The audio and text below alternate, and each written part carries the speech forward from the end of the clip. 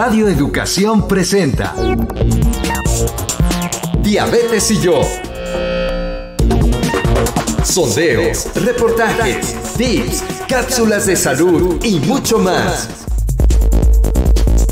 Propuestas para lograr una mejor calidad de vida. Diabetes y yo. Cáncer colorectal y diabetes.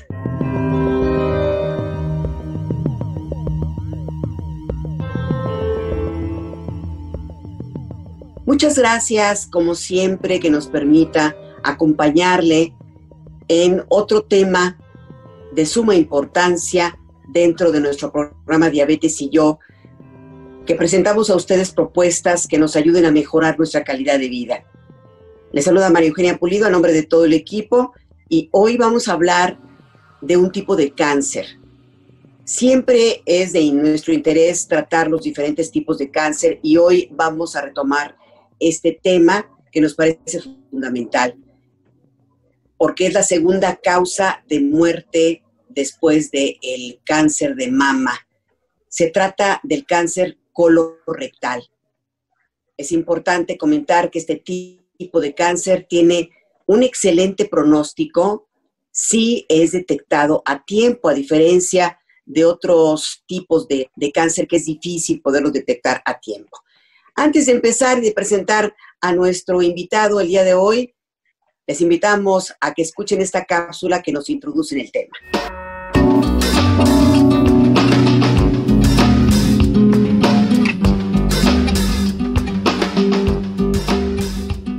El cáncer colorectal es el que se origina en el colon o en el recto. A menudo se agrupan porque tienen muchas características comunes. El cáncer se origina cuando las células en el cuerpo comienzan a crecer en forma descontrolada. Casi cualquier célula del cuerpo puede convertirse en cáncer y propagarse a otras partes del cuerpo. El cáncer colorectal se puede prevenir realizando actividad física, manteniendo una alimentación saludable y evitando el consumo de grasas y alcohol. Se estima que en México se diagnostican 15,000 nuevos casos cada año. Este tipo de cáncer afecta principalmente a las personas mayores de 50 años, aunque los casos en personas más jóvenes se han incrementado. Cuando el cáncer colorectal se descubre en sus etapas iniciales, es más fácil de atender. La detección oportuna se logra a través de pruebas que se realizan sin que la persona presente síntomas. Los exámenes pueden prevenir el surgimiento de cáncer colorectal al descubrir y permitir que se extirpen tumores precancerosos, conocidos como pólipos. Los pólipos son crecimientos en el revestimiento interno del colon o el recto. Hablemos ahora de las causas del cáncer colorectal. Un factor de riesgo es todo aquello que incrementa la probabilidad de que usted padezca una enfermedad. En el caso del cáncer colorectal, algunos de los factores de riesgo tienen relación con el estilo de vida, la alimentación desequilibrada, la obesidad, la inactividad física y el consumo excesivo de alcohol podrían desencadenar en cáncer colorectal. El cáncer colorectal a menudo no genera síntomas hasta que se encuentra en etapa avanzada. El tratamiento depende del tipo de cáncer que sea y cuán temprano se detectó. Entre los más importantes se encuentran cirugía, radiación, quimioterapia, terapias dirigidas e inmunoterapia. Quédese con nosotros para escuchar la entrevista de esta tarde sobre cáncer de colon.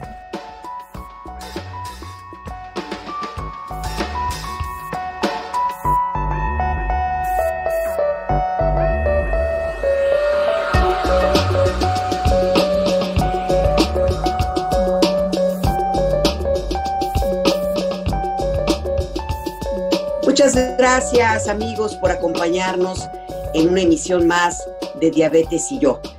Como ya le decíamos al inicio de este programa, el cáncer colorectal está en los primeros lugares de causa de muerte en nuestro país. Así que vamos a conocer más sobre este tema. Y recibimos con mucho gusto desde León, Guanajuato, donde se encuentra nuestro invitado, Le damos la bienvenida al doctor Luis Jonathan Bueno, jefe de oncología del Hospital Regional de Alta Especialidad del Bajío en León, Guanajuato. El doctor Bueno es especialista en oncología con experiencia en distintos tipos de cáncer y su tratamiento, como quimioterapia, inmunoterapia, blancos moleculares y anticuerpos dirigidos. Doctor, qué gusto saludarle. María Eugenia, qué gusto saludarle también. Pues, doctor, primero, en términos sencillos, ¿cómo nos puede explicar que lo podamos entender? ¿Qué es el cáncer colorectal? ¿Cómo se forma, por favor? Muy bien, pues en términos sencillos vamos a hablar de un crecimiento de las células del intestino que se desborda y que va más allá del intestino mismo. Entonces, este crecimiento desbordado puede hacer tumores, que son estos conglomerados de células en el intestino o en los ganglios, o puede bien hacer metástasis, que son las mismas células, pero lejanas al tumor de inicio. Es una enfermedad que depende de muchos factores. Son factores de crecimiento que van a ser tanto de las células como de la persona que tiene esta enfermedad y de tus características de cómo has vivido. Entonces, digamos que es una enfermedad de varias aristas. Muy bien, doctor. Ahora, ¿por qué se presenta este tipo de cáncer? Es decir, hay que hablar de los factores de riesgo. ¿Cuáles son los principales factores de riesgo? Podríamos dividirlos en dos partes, los factores de riesgo que son modificables y los factores de riesgo que son inherentes a ti, que no los puedes modificar, que vienen de tu persona. Los modificables, como bien sabemos, pues son cómo vives tu dieta. Si es que fumas, este es un factor de riesgo para diferentes tipos de cáncer, incluyendo el cáncer de colon. ¿Qué es lo que comes? La dieta que es muy rica en grasas, muy rica en carnes, también es un factor de riesgo para cáncer colorectal. Inclusive el cómo cocinas estas cosas. Los alimentos que vienen conservados, ahumados, salados, que vienen guisados de cierta manera en donde el humo ha tocado la superficie de la carne y se pone oscurita. Este es un factor de riesgo para cambiar las propiedades de los alimentos y hacer factores de riesgo para cáncer. Pero hay otros que son inherentes, como los genéticos. Hay familias que tienen alteraciones genéticas que les predisponen a tener crecimiento que en ocasiones llamamos pólipos, que son benignos y que pueden degenerar a cáncer algunos de ellos. Doctor, decíamos al inicio, y esto puede ser alentador también para nuestras familias, para las personas que nos están escuchando, que cuando es detectado a tiempo puede salvarse la vida de una persona en un 85%, ya que pues, los pacientes que se encuentran en las etapas iniciales de esta condición pues pueden luchar más por sanar, por detener el desarrollo del cáncer. ¿Cómo podemos estar alertas, identificar señales de alarma? Ahora, sí es cierto que es uno de los cánceres que se pueden detectar a tiempo y que nos permiten, pues, detener este deterioro y que se produzca el cáncer. Sí, y es una pregunta muy importante porque tendríamos que ir cambiando a ver cada vez más pacientes que se curan y desgraciadamente vemos 8 de 10 pacientes que tienen enfermedades avanzadas que es muy difícil o en algunas ocasiones imposible de curar. Entonces tendríamos que ir viendo cómo inicia la enfermedad. Y era importante estos factores de riesgo porque los factores de riesgo nos van a decir qué persona es la que está predispuesta a tener este tipo de enfermedad y cómo poderla ver de manera temprana. Entonces tendríamos que empezar a pensar a qué edad tendrías que hacerte estudios. ¿Cómo puedes hacerte un diagnóstico temprano por estudios? Es un cáncer que va a incrementar su frecuencia conforme tú vivas tu vida. Entonces, conforme pasa el tiempo de vida, a más de 60 años van a haber más personas. Y si tú llegas a los 85, 90 años, va a seguir incrementando en frecuencia de este tipo de cáncer en la población que sigue viva. Y tendrías que empezar a hacer estudios a partir de los 45 o 50 años de edad, de manera regular, una revisión endoscópica que se llama colonoscopía. Es un método de estudio para diagnóstico temprano, así como las mujeres se hacen mastografías o los hombres hacemos estudio de la próstata para evitar el cáncer colorectal, que bien lo decía, es nuestro segundo cáncer que más personas mata en el mundo. Tendríamos que hacer colonoscopía a partir de los 50 años, todos nosotros. Y si tú tienes familia que tiene riesgo alto de cáncer, tendrías que hacerte estudios de 10 a 15 años antes de tu familiar más joven. Entonces, para tomar en cuenta también para platicarlo con tu médico. Hay algunas otras cosas que puedes hacer para diagnóstico temprano, por ejemplo, medir si hay sangre oculta en las heces. Normalmente este cáncer provoca síntomas como, por ejemplo, sangrado. Y el sangrado a veces no lo puedes ver. Y entonces, en estas condiciones, los estudios de laboratorio nos pueden ayudar para poder diagnosticar tempranamente la enfermedad. Doctor, decía usted también que hay factores de riesgo que nosotros podemos evitar, pero también está esta parte genética, esta parte que nos viene ya de familia, de nacimiento, de nuestra familia. O sea que, para entender, si hay un caso o más de este tipo de cáncer en mi familia o de otro tipo de cáncer, yo soy más susceptible a poderlo tener, porque inclusive hay familias, yo conozco familias donde varios de los hermanos precisamente han tenido problemas de este tipo de cáncer, de colorectal. Y creo que es muy importante que ponderemos adecuadamente. La mayor parte de los casos, que estamos hablando de 9 de 10 o 95 de 100 personas, van a ser casos esporádicos en donde las alteraciones que suceden en esa célula pasaron en esa persona sin que su familia tenga que ver en el origen de la enfermedad. Pero el otro porcentaje muy pequeñito es una serie de personas que tienen familias en donde el cáncer se desarrolla enfermedad a edades muy jóvenes. Por ejemplo, familias que tienen pólipos, en donde desde los 20 años, 30 años, tienes ya alguien que ha tenido cáncer colorectal, que eso sale de lo normal. En donde antes de 50 años tienes personas con cáncer de colon recto, que esto es de herencia familiar la mayor parte de las veces, personas jóvenes con cáncer. Tú tienes que ver cuántas personas en primera línea, que son papás, hermanos, que han tenido esta enfermedad o enfermedades relacionadas. Puede estar relacionado, por ejemplo, con cáncer de mama, puede estar relacionado con cánceres de otra parte del tubo digestivo, puede estar asociado, de acuerdo al gen que lo causa, con tumores endócrinos o de endometrio y de ovario. Entonces, es buscar de manera muy dirigida cuántas personas con cáncer de colon, cuántas personas con alteraciones intestinales, aunque no sean cáncer, y cuántos con cánceres diferentes al cáncer de colon. Doctor, pero ¿cómo se llega a este diagnóstico? Hay muchas veces la presencia de pólipos. Cuando nos hacemos los estudios, la colonoscopía, aparecen pólipos. ¿Esto podría ser una entrada al cáncer o no necesariamente? Sí pudiera ser, aunque normalmente estos pólipos, cuando se detectan a tiempo, son enfermedades que los puedes quitar y curar. Y entonces ya no se desarrolla más cáncer. Por eso la importancia de hacer estudios de imagen o de colonoscopía de manera temprana. Pero la mayor parte de las veces el cáncer de colon es indolente, no te provoca síntomas. La mayor parte de nuestros pacientes que llegan a consulta por esta enfermedad es porque ya han perdido peso, porque tienen síntomas de sangrado persistente, porque pasó que en algún momento no pudieron evacuar y tuvieron una oclusión intestinal, y eso te habla de un tumor muy avanzado o de una zona difícil de paso. Entonces, como la mayor parte de las ocasiones no provoca síntomas, los síntomas cuando suceden son el indicativo de una enfermedad grande que ya está invadiendo todas las partes del tejido o que está ocasionando obstrucción. Entonces, tendríamos que pensar en poder hacer el diagnóstico antes de que ocasione síntomas, que es como ahorita los vemos, ¿no? Con síntomas de la enfermedad y que acuden al médico. Tendríamos que pensar que el hacer un estudio de imagen de manera rutinaria, que lo hicieras a los 50 años y después a los 55 años, si todo está bien, te puede prevenir tal vez 8 de 10 ocasiones en donde este cáncer se desarrolla. La mayor parte de nuestros pacientes tienen entre 55 y 60, 65 años de edad.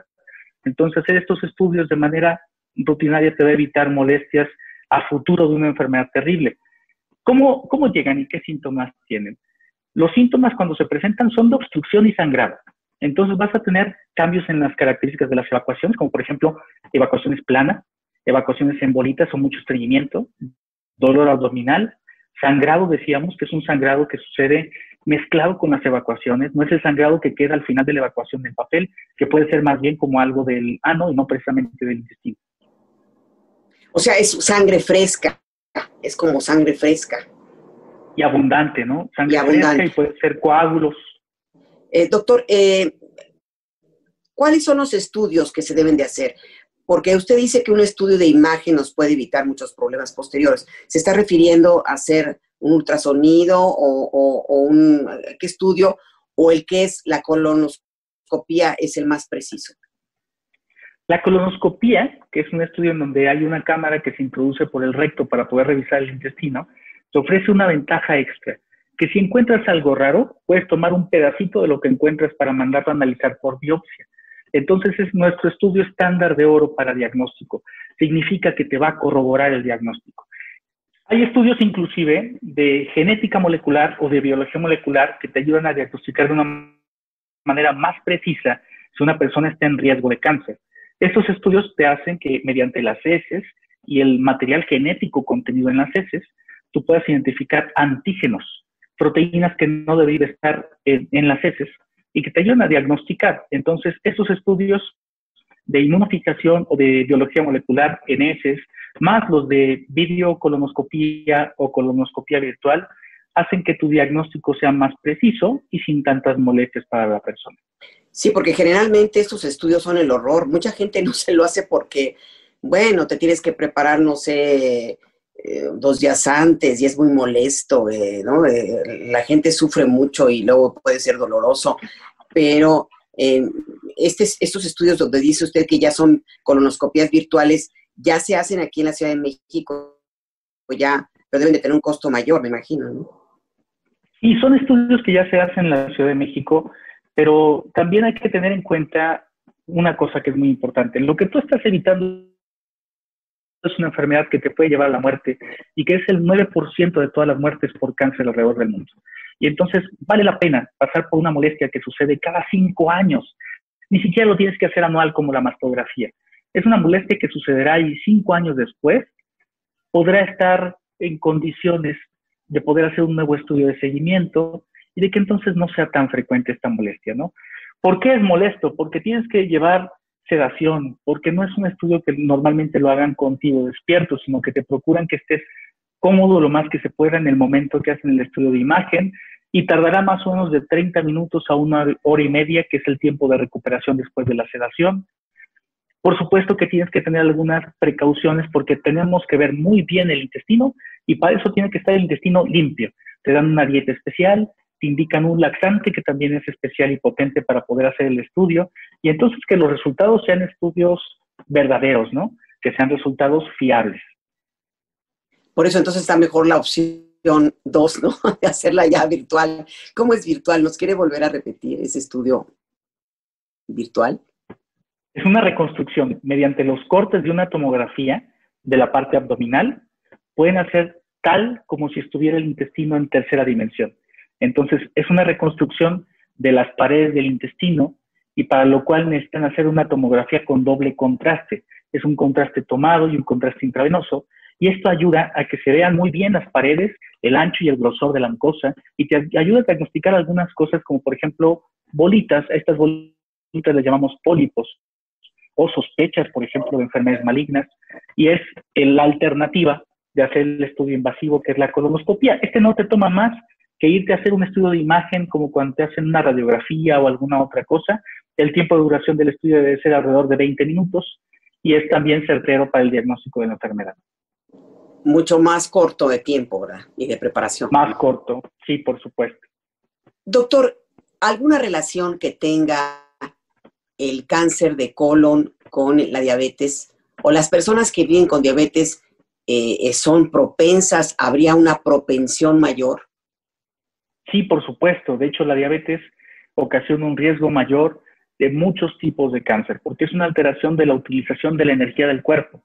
Y esta alteración de cómo el cuerpo utiliza la energía hace que, a fin de cuentas, sea errática y origine cosas que degradan en inflamación. Y esta inflamación puede producirte más riesgo de cáncer de endometrio, de mama, de colon. La obesidad, que está relacionada a la diabetes, también es un factor de riesgo para la enfermedad. Y entonces normalmente las personas que son diabéticas tienen una serie de enfermedades, no solamente la diabetes, que condicionan riesgos de otras mismas. Presión alta, cáncer, alteraciones de la circulación. Y esta es una de las enfermedades que desgraciadamente está asociada tanto a la obesidad como a la diabetes. Gracias, doctor. Los consejos de salud son un elemento muy importante en este programa. A continuación vamos a invitarles a que los escuchen con atención y ponerlos en práctica. Por supuesto, de eso se trata. Y regresaremos con nuestro invitado, el oncólogo Luis Jonathan Bueno. Consejos de salud para una mejor calidad de vida.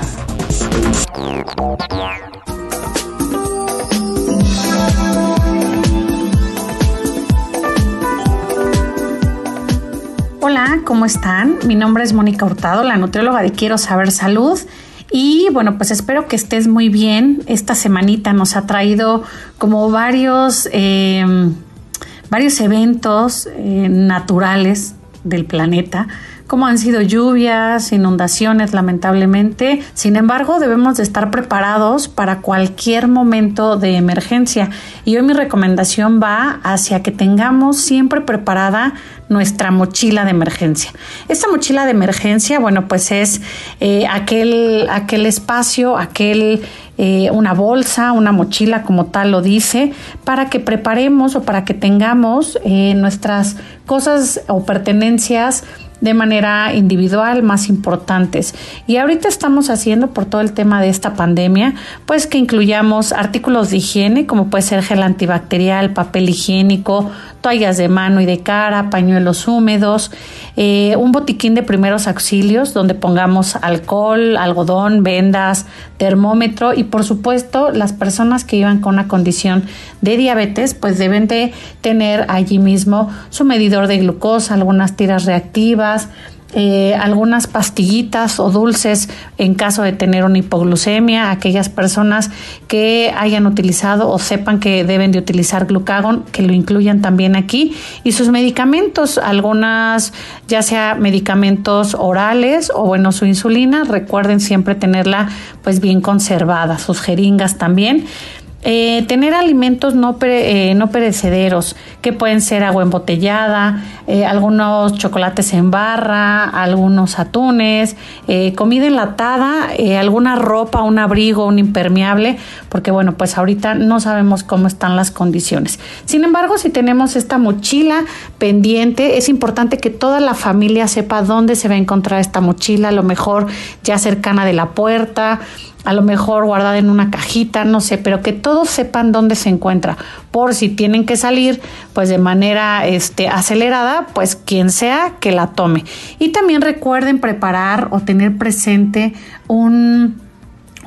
digamos como ordenadamente, pues sí, estos momentos de llamadas a los familiares, de tener los teléfonos de emergencia a la mano y también pues sus documentos personales, como pueden ser actas de nacimiento, recetas, es muy importante.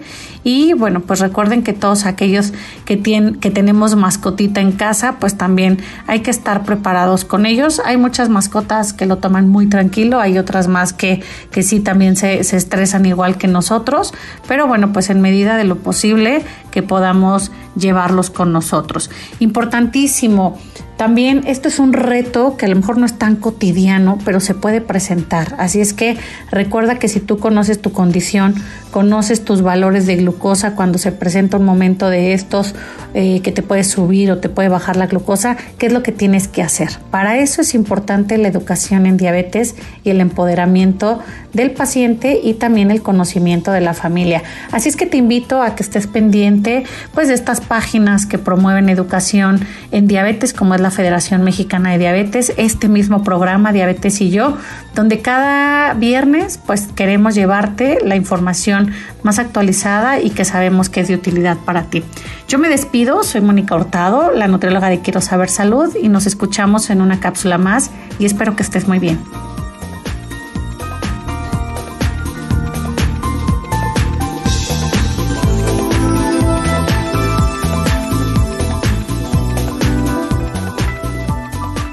Continuamos esta tarde hablando de cáncer colorectal con nuestro invitado en esta ocasión, el oncólogo Luis Jonathan Bueno. Doctor, ya habíamos hablado de la relación entre diabetes y este tipo de cáncer y mencioné yo, también le pregunté sobre los pólipos. ¿Qué pasa? ¿Qué pasa con estos pólipos? Parece que hay diferentes tipos de pólipos, unos que son benignos, que no necesariamente nos llevan al cáncer, pero ¿nos quiere explicar un poquito más sobre esto? ¿Qué son los pólipos? Por supuesto que sí, María Eugenia.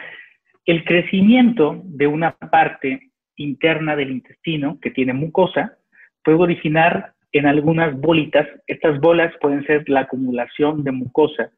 Y hay de diferentes tipos. Hay benignos, como estos pólipos que bien decíamos. Entonces estos pólipos van a ser bolitas de tejido. Pero hay otros que van degenerando, es decir, que se va cambiando el tipo de célula. Cuando empiezan a crecer repetidamente las células, hace que este mecanismo de reproducción sea un mecanismo errático, que de repente acumule rasgos de daño. Y esos rasgos de daño pueden degenerar una enfermedad benigna que se llaman adenomas. Los adenomas son crecimientos con alteraciones de la estructura interna de la mucosa. O bien que degeneren en lo que llamamos cáncer, que se llaman adenocarcinomas. Los adenocarcinomas se distinguen porque pierden la posibilidad de tener límites.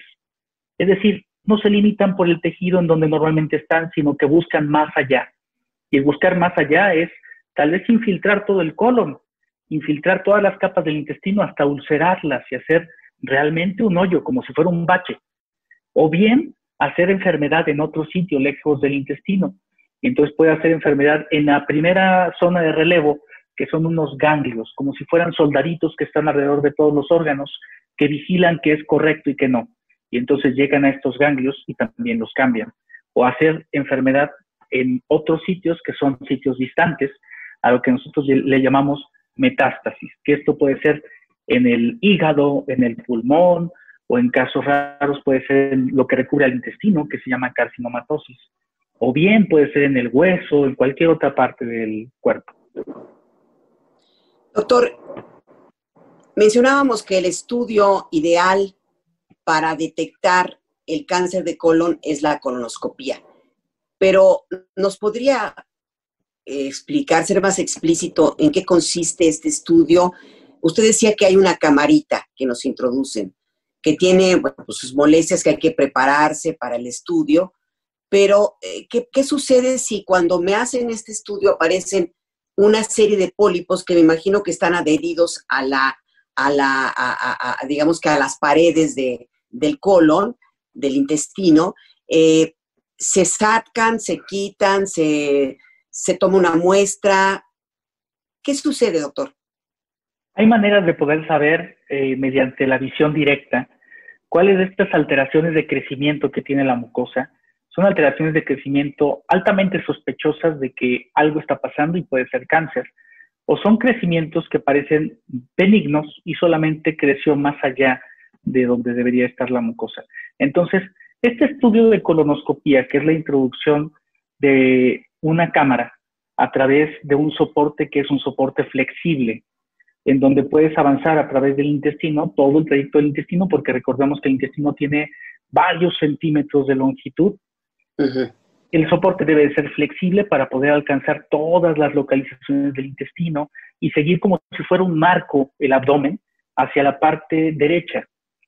Y entonces, al introducir esto, que imagínate que fuera una manguera, que al final de la manguera tiene una cámara muy pequeñita, nos permite tanto ver las características de cómo está la mucosa, cuál es el color, cuántos vasos sanguíneos tiene, y si está creciendo más allá de lo que parece normal. Y si encuentras algo raro, como estos crecimientos que son pólipos o adenomas, puedes tomar este crecimiento completo, que es como si fuera una bolita de carne, lo sacas del intestino y lo mandas a analizar al microscopio. Y entonces al microscopio te pueden decir si definitivamente es benigno o tiene sospecha de cáncer, o tiene confirmación de que sea cáncer y hay que tratar más allá a esa persona.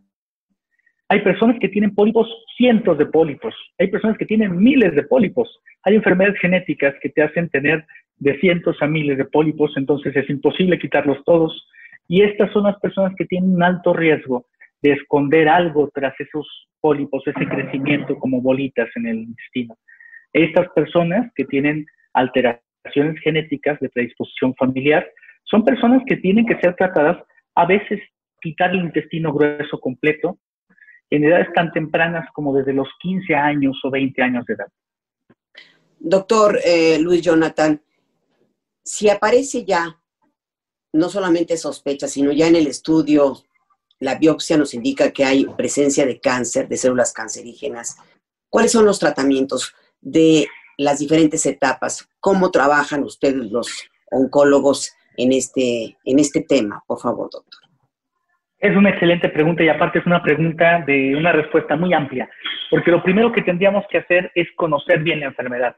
Conocer bien la enfermedad significa qué tan grande es, en qué persona está. Eso significa si la persona es diabética, si tiene enfermedades del corazón, si es una persona de 85 años, es diferente a que sea un hombre de 45 años, ¿no? Entonces, ¿en qué persona está y cuáles son las condiciones? Nosotros le llamamos a esto etapa y estado de función. La etapa significa si el tumor está localizado y si tiene algo más allá del tumor, como por ejemplo los ganglios infiltrados, si tiene otro órgano tomado, si se puede quitar por cirugía, que es el tratamiento inicial de las enfermedades que están localizadas a un segmento del intestino, o bien si hay que hacer una cirugía de una parte de otro órgano como el hígado y el intestino para poder llevar a la persona a que no tenga nada. Es bien importante también platicar de que el diagnóstico de cáncer no es un diagnóstico de muerte. Hay personas que se curan del cáncer y muchas personas tienen miedo a hacerse estudios porque te vayan a diagnosticar algo y es al contrario. Si te diagnostican algo y tienes posibilidades de curación, es cuando te dicen qué tienes y qué tan grande está. Entonces tendríamos que saber qué tan grande está, si no está en otro órgano, y aún cuando está en otro órgano, si en donde está se puede retirar la enfermedad. Cuando no es posible retirar la enfermedad, llevamos una serie de tratamientos que depende tanto del sitio de afección, ya sea en el recto, en el colon sigmoide, que es la parte izquierda del colon, en otra parte del intestino, en la parte derecha, que se llama colon ascendente. Y si esta enfermedad tiene algún tipo de tratamiento especial, ya sea como para reducir tamaño, como en los casos del cáncer de recto, donde utilizamos radiación más quimioterapia para reducir tamaño y que el paciente pueda preservar su esfínter. El esfínter anal es de características de calidad de vida porque te ayuda a poder seguir evacuando de manera normal. Pero hay tumores tan grandes que van desde donde está el esfínter anal hasta varios centímetros después. Con el tratamiento de radiación quimioterapia tú puedes hacer esos tumores más pequeños o desaparecerlos y entonces poder preservar esa función de continencia y que al cabo del tiempo pueda hacer una cirugía de reconexión del intestino. Lamentablemente, y usted lo dijo al principio, lo mencionó, y en los diferentes tipos de cáncer, las personas acuden cuando ya están en etapas avanzadas. En este caso, cuando hay etapa avanzada, ¿cuáles son los síntomas, doctor, y qué prosigue a hacer? Cuando el paciente está en enfermedad avanzada, normalmente tiene desgaste físico y eso significa que ha perdido peso. Normalmente se pierde más del 10% del peso corporal y eso es un criterio de mal pronóstico. Que estés perdiendo peso rápidamente es algo que está sucediendo en tu cuerpo que no permite hacer que tu cuerpo esté en equilibrio. Normalmente hay síntomas de obstrucción como dolor abdominal, distensión, inflamación, sangrado, como platicábamos, que puede haber sangrado rectal. Y en las personas que tienen tumores más avanzados, los síntomas van a ser al órgano en donde esté la enfermedad causando problemas distantes. Por ejemplo, puede haber obstrucción de la vía biliar y entonces que en el hígado esté creciendo un tumor que haga que la persona se vea amarilla, más amarilla de lo normal, o que tenga dolor en la parte superior del abdomen, en el hígado, que se sienta el hígado abultar o que se vea como si estuviera con la pancita muy repleta, pero esta pancita repleta es porque tiene líquido, y ese líquido es también estas células que están produciendo continuamente líquido en lo que recubre a los intestinos. Puede haber tos, puede haber dificultad respiratoria, originado de metástasis en el pulmón de este cáncer. Los dos sitios más frecuentes para que este cáncer se vaya de manera distante es el hígado y el pulmón. De hecho, son los que tenemos que evaluar en un estudio del paciente completo para poder saber que no hay enfermedad distante si el tumor ya sabemos que era un tumor que tiene riesgo alto. ¿Cuáles son los tumores de riesgo alto, María Eugenia? Cuando tú diagnosticas de inicio la enfermedad, tienes que saber hasta dónde se comporta como de infiltración dentro de las capas del intestino y si algo ves más allá. Cuando tú ves que un tumor invade todas las capas del intestino y aparte invade ganglios, ese paciente tiene un alto riesgo de tener enfermedad metastásica. Más o menos 1 de 3 pacientes tendrán enfermedad metastásica en otro sitio, o ganglios o fuera de ganglios. Doctor, con la pandemia se afectaron mucho las atenciones en general de otros padecimientos. Los hospitales tuvieron esta conversión para pues tratar esta pandemia. La atención en ese tipo de cáncer en los hospitales públicos, ¿qué nos puede decir? En todos los hospitales públicos, los servicios de oncología siguieron tratando pacientes. Desgraciadamente, los hospitales que refieren a los pacientes para atención estuvieron tan saturados de personas que tenían enfermedades respiratorias que se hizo cada vez más tardada la referencia oportuna. Si en nuestro país el diagnóstico temprano es un problema porque no hacemos estudios de escrutinio de manera normal, después llegar con enfermedades que tienen ya síntomas de enfermedad avanzada y que el tiempo hasta que te mandan con el especialista sea un tiempo cada vez más largo, es un problema mayor. Entonces, el problema de la pandemia de coronavirus fue que retrasó las referencias oportunas y las atenciones para la atención del especialista. Es muy importante que retomemos tanto la vigilancia oportuna como la referencia temprana por síntomas que hacen los médicos de primer contacto. Llámese el médico general, el médico internista, el cirujano general, porque esto nos va a ayudar a retomar a nuestras personas en México y que nuestras personas en México tengan diagnósticos oportunos. En muchas partes del mundo se han hecho estudios para saber qué tanto ha impactado la pandemia de coronavirus y se habla de un incremento de muertes, de un exceso de muertes por cáncer que llega a ser del 20%. Y llega a haber también un incremento en gastos en salud, porque ves personas que no se pueden curar, que a fin de cuentas una persona curable te ocupa tiempo y mucho esfuerzo, pero es una persona que al cabo de cierto tiempo ya no va a requerir más tratamiento. Las personas metastásicas, que son personas que tienen enfermedad que siempre va a estar presente, requieren tratamiento constante. Y el tratamiento puede ser muy costoso, a veces tan costoso como de 2 a 4 millones de pesos por año. Ese es el costo en salud por una persona. Y entonces el tener más personas enfermas de cánceres cada vez más avanzados hace que el costo también incremente mucho. Gracias, doctor. Bueno, vamos a invitar al público y también a usted, doctor. Tenemos una cápsula importante del glosario donde explicamos y se explican todos los términos científicos que muchas veces los que no somos especialistas no conocemos. Vamos a este glosario y retomamos ya en la parte final esta conversación, doctor. Perfecto. Glosario, para conocer los términos médicos.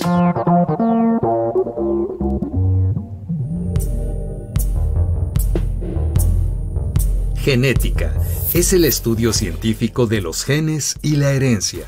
Célula es el componente básico de todos los seres vivos.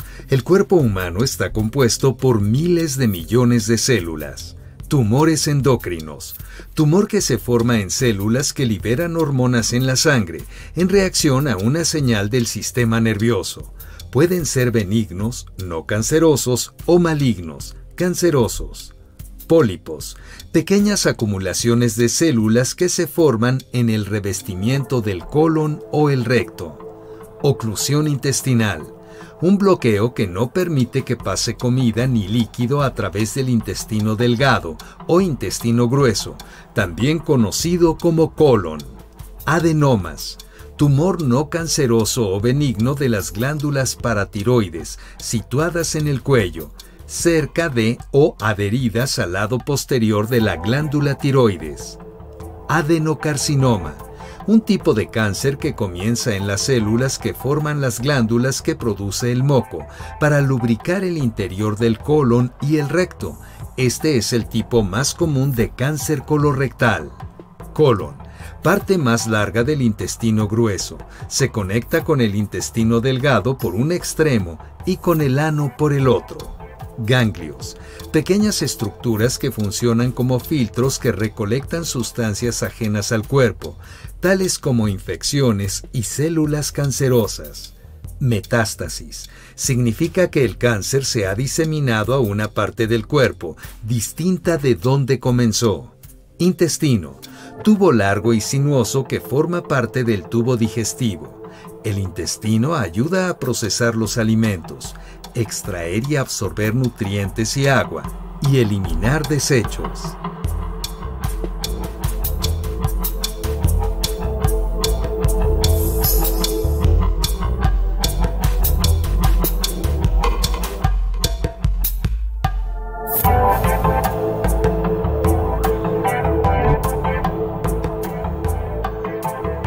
retomamos nuestra conversación con nuestro invitado el día de hoy, hablando de cáncer colorectal, y estamos platicando con el doctor Luis Jonathan Bueno, oncólogo especializado en este tipo de padecimientos, en el cáncer de colon.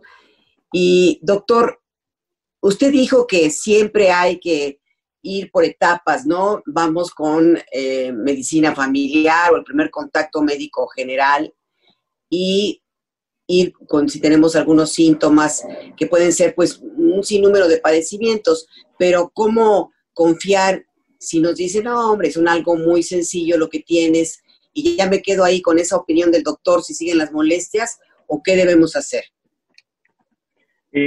Fíjate, María Eugenia, que creo que tiene que ser siempre un trabajo conjunto. Es decir, el más interesado en estar bien tienes que ser tú mismo, que vas a la consulta con tu médico a preguntarle qué es lo que te está pasando.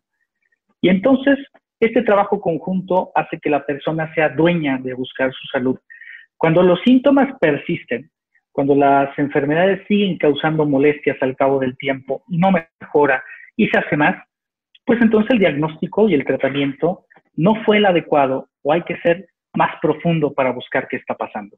Eso hace que la persona que va a consulta, que el paciente, sea dueño de buscar su salud y sea dueño de una segunda opinión y de buscar un especialista. Yo creo que los síntomas que van persistiendo al cabo de los meses y no se curan, tienen que buscarse de manera más profunda. Si tú tienes sangrado que pasa por el intestino y te han dicho siempre, es que son hemorroides, y siguen siendo las hemorroides 6 meses después, y sigue sangrando y con molestias, y entonces ya no cuadra que sea solamente eso, tienes que buscar cómo te hagan un estudio de imagen, cómo buscar una colonoscopía, o que te vea el coloproctólogo y que el especialista en esta parte del cuerpo te dé su diagnóstico definitivo de cómo te encuentras. Doctor, gracias. Decía al inicio también que el cáncer colorectal tiene cura si es en etapa inicial, pero nos estaba platicando, ya nos estaba hablando ya cuando era metastásico, cuando se presenta una metástasis, y ahí nos quedamos. ¿Quiere agregar más sobre esto, sobre cuando aparece ya la etapa metastásica en el colon colorectal, en el cáncer colorectal? Por supuesto, porque aparte son la mayor parte de los pacientes que desgraciadamente vemos ahorita en consulta. La mitad de ellos estarán con alguna enfermedad que no es posible operar o con metástasis. Cuando hay metástasis, tenemos que ser muy precisos en el tratamiento. El tratamiento es individual. Cada persona va a ser tratada de una manera diferente y esto depende de las mutaciones que tenga o no tenga el tumor, de las características de cómo se comportan los vasos sanguíneos de la enfermedad, y eso le llamamos nosotros terapia de precisión. La terapia de precisión es qué puedes agregarle a la persona para que tenga un mejor pronóstico con su tratamiento. Y son medicamentos de alta tecnología, que pueden ser anticuerpos, pueden ser medicamentos dirigidos a una mutación específica de un gen que se llama EGFR, puede ser terapia inmunológica.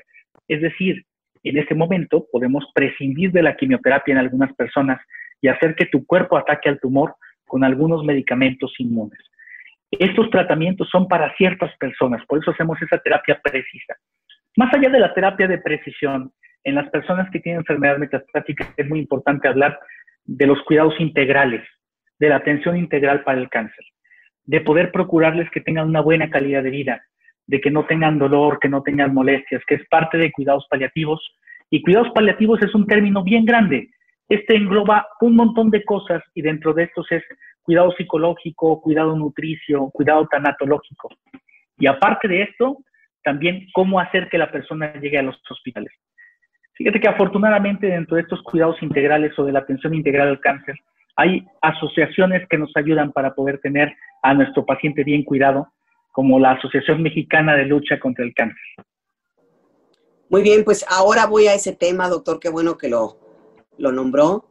Este programa de atención integral y apoyo a pacientes con cáncer colorectal de la Asociación Mexicana de Lucha contra el Cáncer, pues tiene como principal labor, objetivo, apoyar a los pacientes, especialmente a aquellos que son referidos a hospitales lejanos de su residencia para recibir tratamiento. ¿Qué hace esta Asociación Mexicana de Lucha contra el Cáncer? Y datos de contacto, por favor, doctor. Claro que sí, pues la Asociación Mexicana de Lucha contra el Cáncer hace una parte más dentro de lo que es asociaciones civiles que ayudan a las personas que tienen enfermedades terribles para poder hacer que estas personas puedan llegar a la atención con su médico. En especial hay un programa de apoyo en donde le procuran al paciente que pueda acudir a sus consultas, que aunque sea de una comunidad alejada del hospital, pueda llegar en condiciones adecuadas para la consulta médica. En el lugar en donde yo vivo, hay personas que tienen que trasladarse a veces 3 horas y media, 4 horas, y que el camino es difícil, son serranías. Y entonces estas recomendaciones acerca de cómo hacer para llegar, el apoyo económico, el de traslado, el que realmente estén en el hospital donde necesitan, eso nos ayuda a la Asociación Mexicana de Lucha contra el Cáncer. No solamente eso, sino también el contacto y la atención integral de los pacientes, psicología, nutrición, otros cuidados agregados. Entonces, es importante que tengan los datos de contacto. El coordinador del programa es el señor Patricio Miguel González Huerta, y lo pueden encontrar en las páginas de la Asociación Mexicana de Lucha contra el Cáncer, que es www.amlcc.org/cáncer colorectal. ¿Lo puede repetir nuevamente? Con gusto. Es www.amlcc.org/cáncer medio Doctor, antes de despedirnos, le pediría yo que nos diera algunas recomendaciones para nuestros amigos radioescuchas. Que no tengan miedo de acudir al médico. Que acudir al médico es curarte en salud y saber que estás bien y que no tienes que estar mal en el resto de tu vida. Que las enfermedades, así como la muerte, pues son desenlace natural de nuestra persona, pero tú decides cómo vives. Y entonces tú también puedes, de cierta manera, modificar cómo mueres. Que es muy importante que te des cuenta de que el diagnóstico de cáncer no es un diagnóstico definitivamente de muerte, que puedes sobrevivir y sobrellevar la enfermedad, pero tienes que hacer cambios de vida. Tienes que llevar una dieta balanceada y saludable, tienes que hacer ejercicio, tienes que dejar de fumar, tienes que hacer lo suficiente para poder ser una persona sana. Les agradezco mucho la invitación al programa y espero que esta plática sea de ayuda para todos nosotros, para todos sus radioescuchas. Doctor, ¿dónde lo podemos o cómo lo podemos contactar? Les dejo mi correo de contacto. Yo soy el doctor Luis Bueno. Mi correo de contacto es drjonbueno@hotmail.com.